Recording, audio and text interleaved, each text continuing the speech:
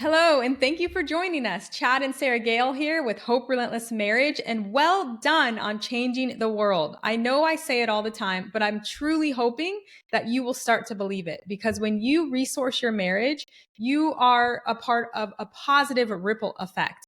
Because when you apply the things you're learning, your marriage is impacting your family.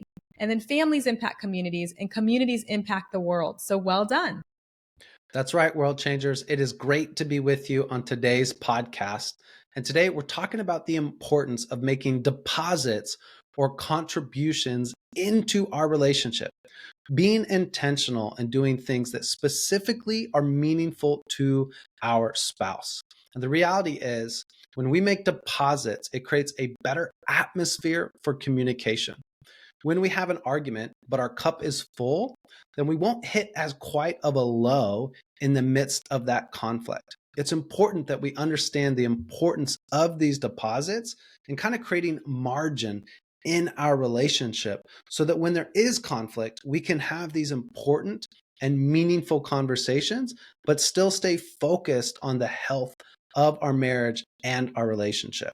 What are your thoughts on this, babe, as we work with couples so consistently on this idea? Yeah, it's crucial. And I like how you said connection because a lot of times I talk about communication, how it sets the atmosphere for good communication, but communication is connection.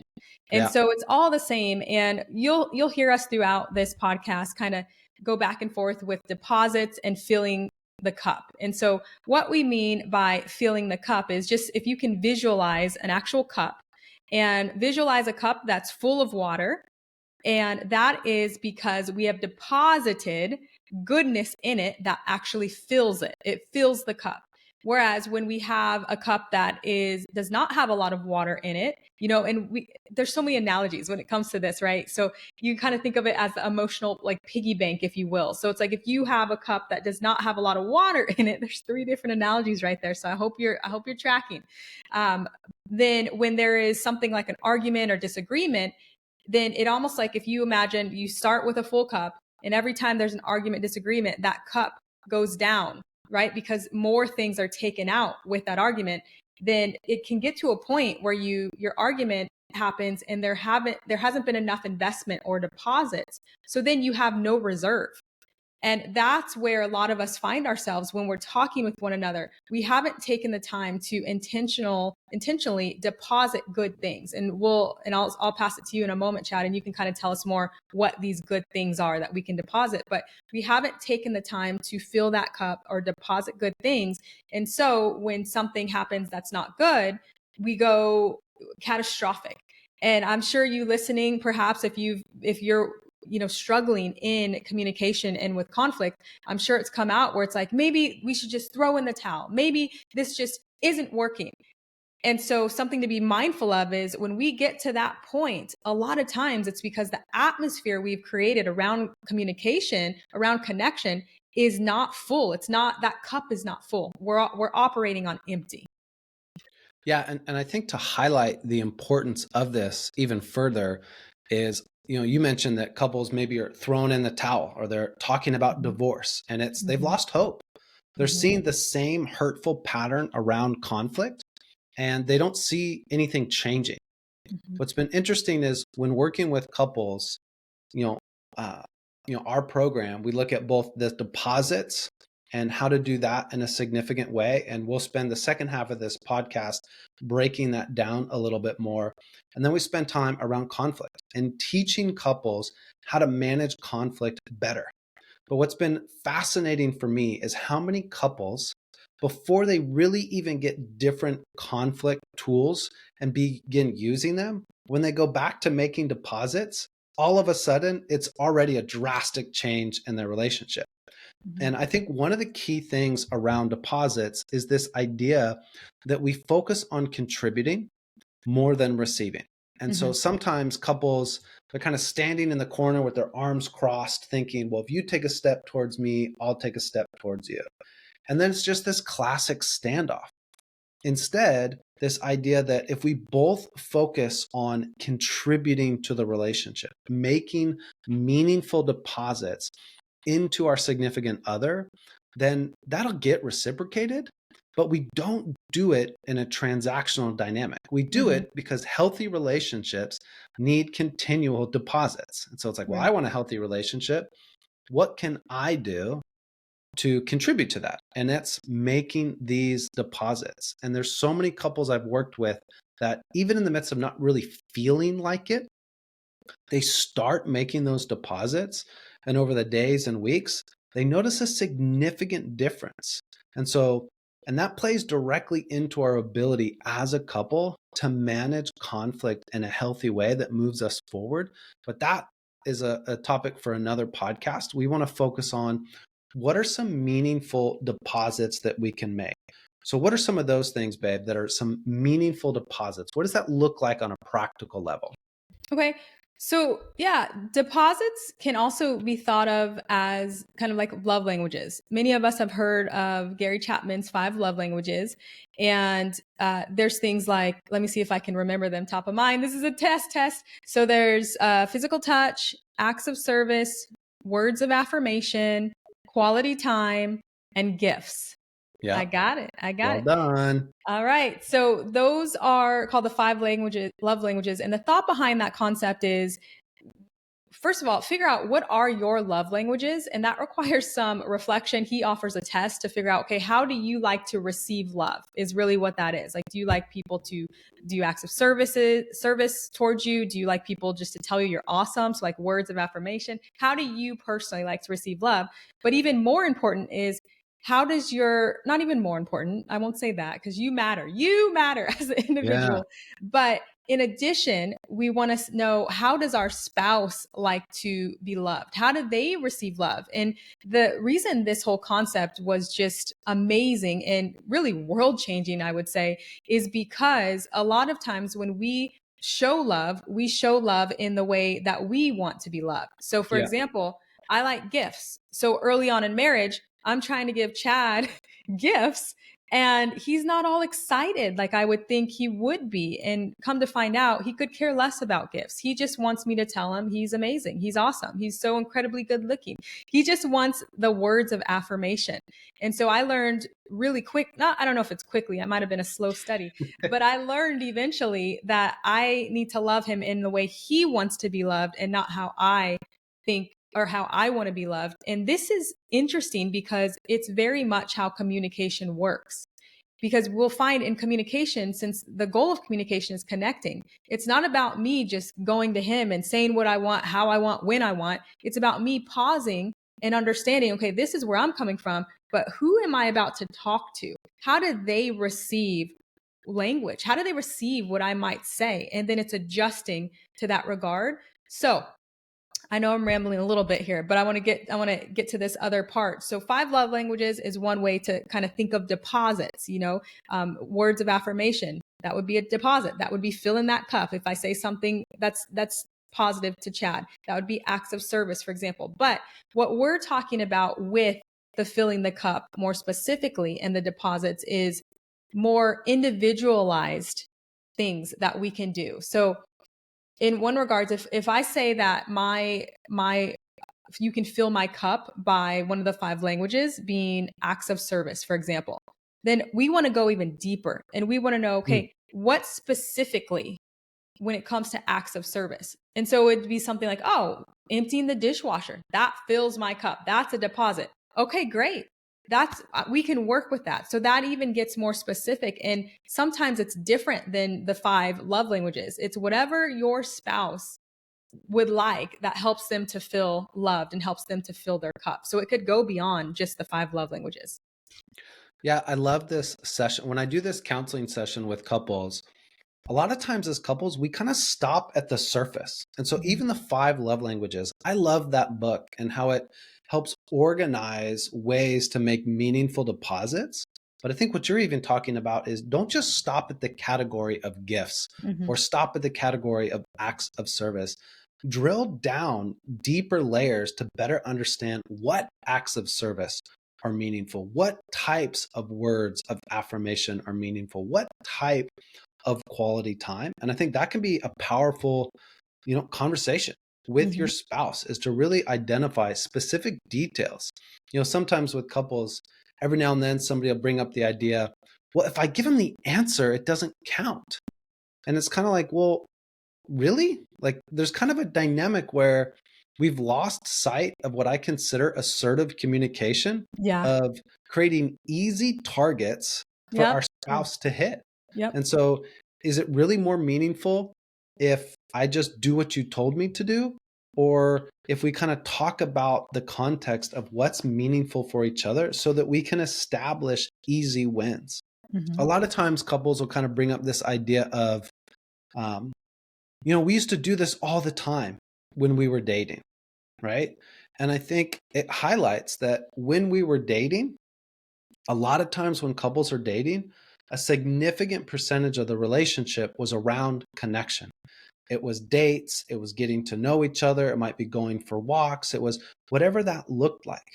And so part of it is getting back to that. Now, when you're married, and if you're married with kids, you have significantly more responsibilities in the day to day than Mhm. you did when you were dating. But this is where that connection and why these deposits are so important.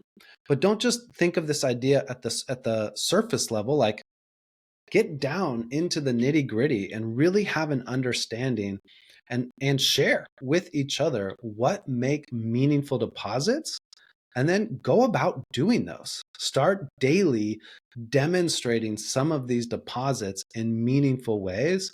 And time again, when working with couples, I see this make, like, it almost transforms the relationship, Mhm. right? Before Yeah, you for sure. even get to the conflict. And that's what makes like getting help in your marriage so powerful.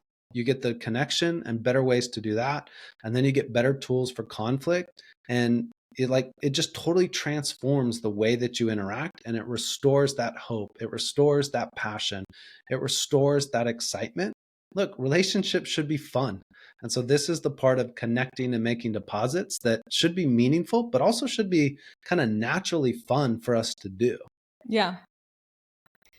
So I want to encourage you to plan a time and talk with your spouse about what would fill their cup, what would be a deposit for them that they would really appreciate. And then also, if you're going to have this conversation, you probably want to spend some time in self-reflection and figure out, okay, what would you like? What actually fills your cup? Because a lot of times we can walk around discontent, but we haven't communicated, like Chad said, we haven't been assertive as to, well, what are we even looking for? Like what would be a win for us?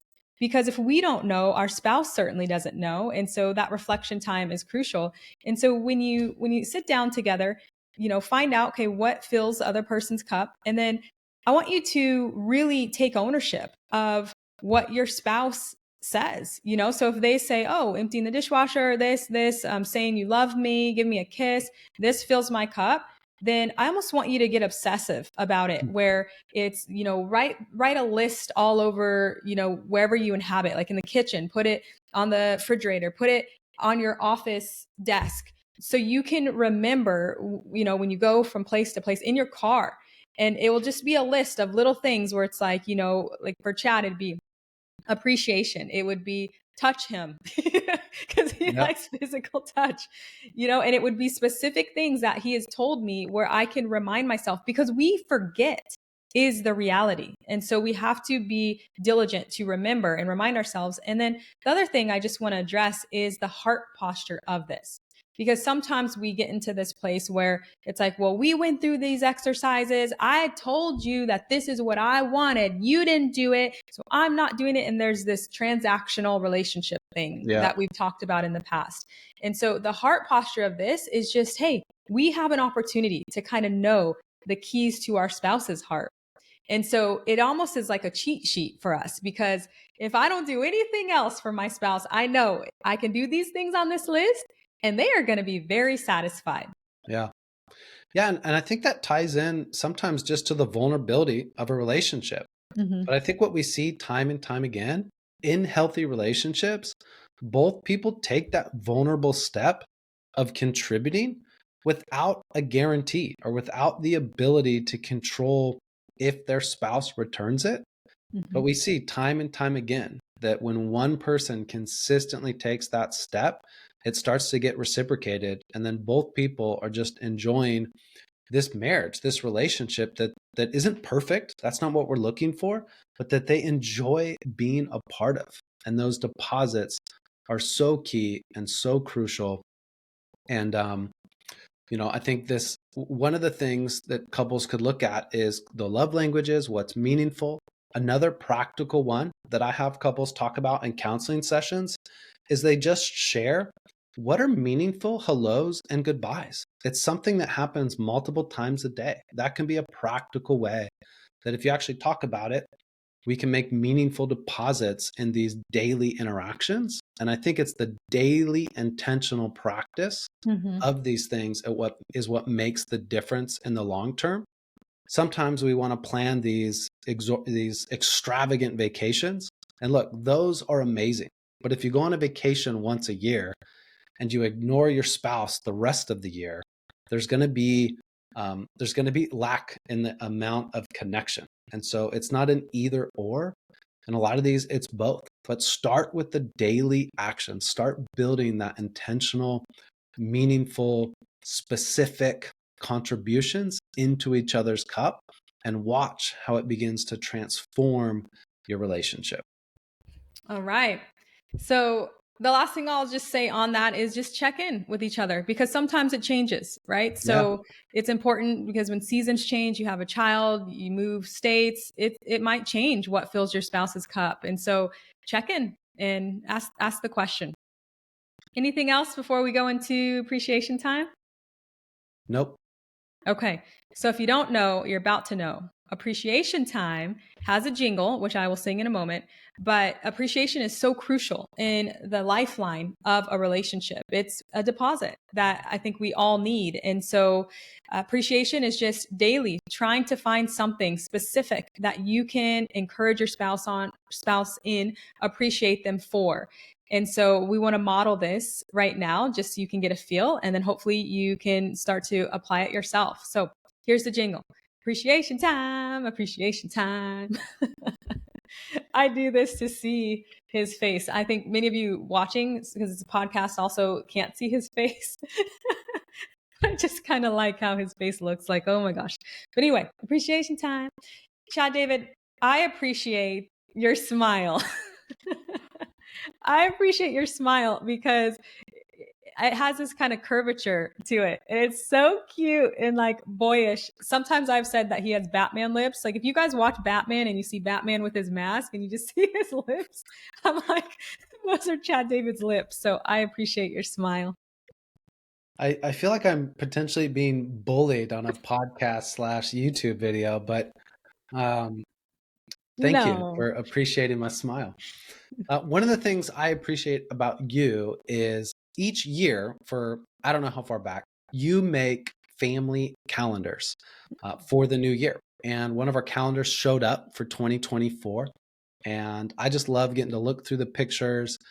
And it reminds me of something else I appreciate, and that is the consistency in which you try to capture a photo when we're doing things either together or as a family. And I know the boys and I give resistance on the photos, but when we get the calendar, it's fun to see some of the experiences and memories that we had.